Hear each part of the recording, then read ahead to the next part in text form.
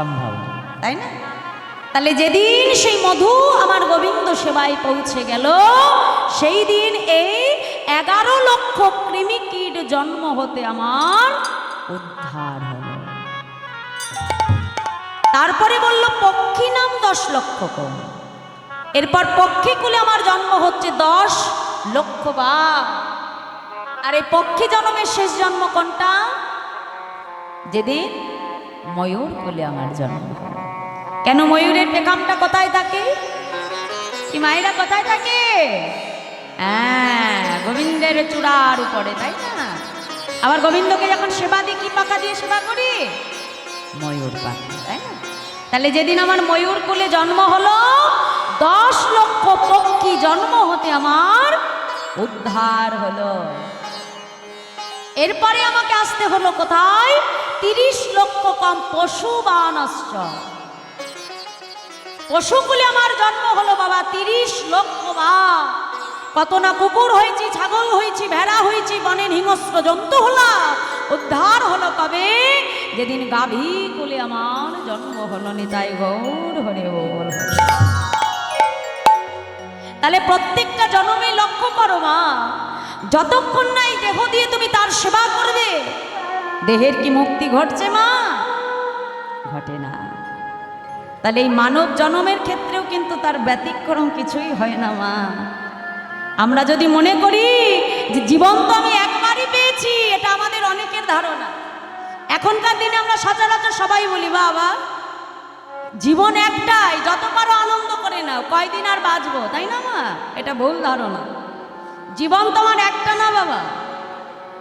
এই যে দেহটা তুমি পেয়েছো, এটা গোবিন্দ ভজনের দেহ।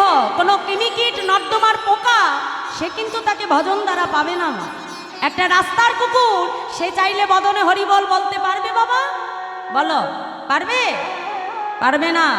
কিন্তু একমাত্র তুমি যে দেহ সর্বস্ব পেয়ে বদনে হরিবল বলে সদ্গুরু চরণকে আশ্রয় করে এই জন্ম মৃত্যুর চক্র হতে এই মানব জন্মে সেটা সম্ভব, যেটা আর কোনো জন্মে হয় না মা। তাহলে আমাদের যাদের চিন্তা ভাবনা জীবন একটাই, ভালো খাবো, ফুর্তি করব, ঘুরবো, তাহলে তাদের কি হবে? তুমি তো বলবে যে মা তুমি যে বললে যে দেহের মৃত্যু নাই, তাই তো কি মা, তাই না? মানুষ যখন মারা যায়, এই দেহটা শুধু মারা গেল। এই যে আমি সুপর্ণা গোস্বামী, আমার নামের অস্তিত্বটা কতক্ষণ? যতক্ষণ পরমাত্মা রূপী গোবিন্দ আমার দেহের মধ্যে বিরাজ করছে, তাই তো?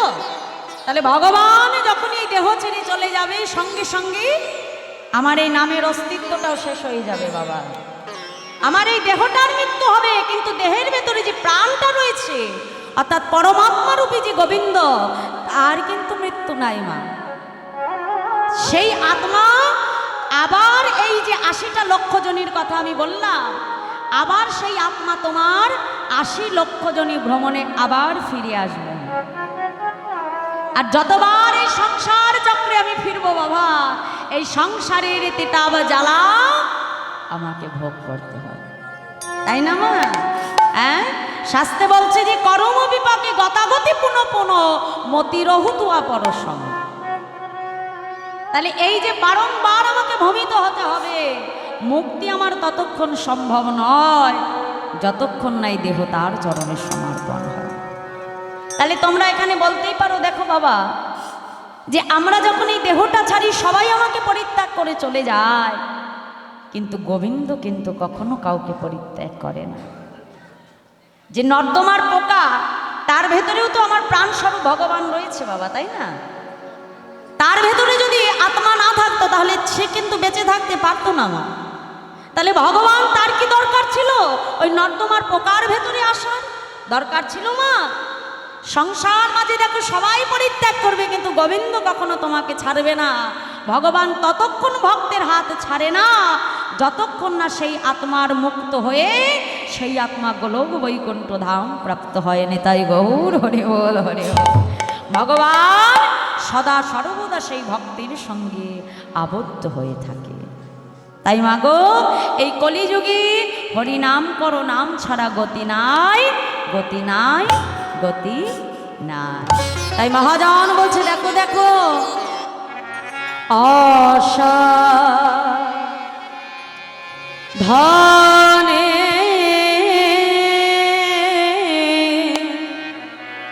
চিন্তা মনে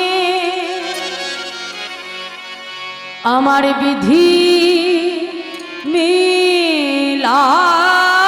মিলায়লো আনে আশা গানে চিন্তা মনি আমার বিধি মিলা গুরু আনি আমার গোরা বড়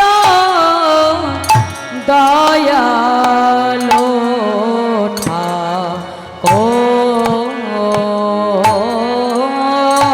আমার গোরা বাদ দয়ালো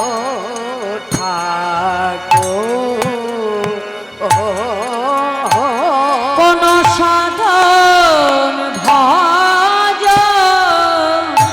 লাগলো না রে কোন সাধন ভাজন লাগিল না রে তারি অসাধনে পাওয়া গেল সাধো ভজন লাগিল না রে অসাধনি পাওয়া গেল কোন সাধন ভাজন লাগিল না রে বলি অসাধনে পাওয়া গেল কোন সাধন ভাজনি লাগিল না রে বলি অসাধনে পাওয়া গেল কোন সাধন ভাজনি লাগিল না রে এই কলি যোগে হয়ে গেল কোন সাধন ভাজনি লাগিল না রে তারে অসাধনে পাওয়া গেল হরি হরি লাগলো নারী এমন দয়াল অবতারে কলি যুগ হয়ে গেল কোন সাধন ভজন লাগলো নারী এমন দয়াল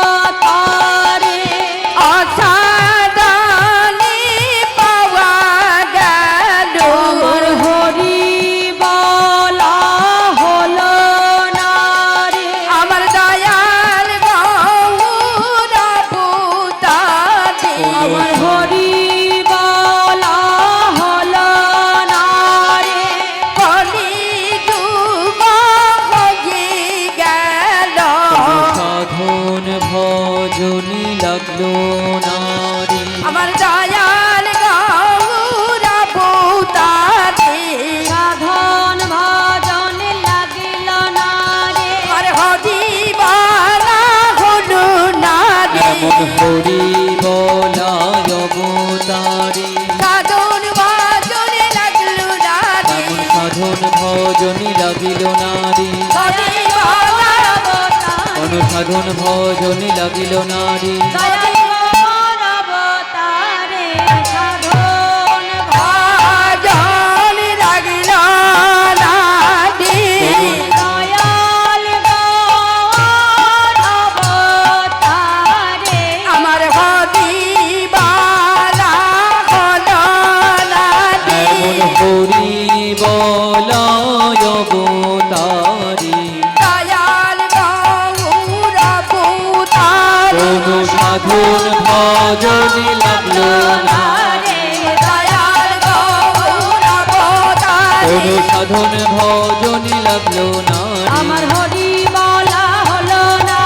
হরি বলয় অবতারে আমার হরি বলা হলো না রে। এমন হরি বলয় অবতারে আমার হরি বলা হলো না রে। এমন হরি বলয় অবতারে সাধন ভাজন লাগিল না রে। কি বলছে মাইরা যে অসাধনে পাওয়া গেল সাধন ভজন লাগলো না। এই কলিযুগে ভগবানকে পেতে গেলে কোনো কষ্ট করা লাগে না গো মা। হ্যাঁ, সত্য যুগে ভগবানকে পাওয়ার উপায় ছিল ধ্যান।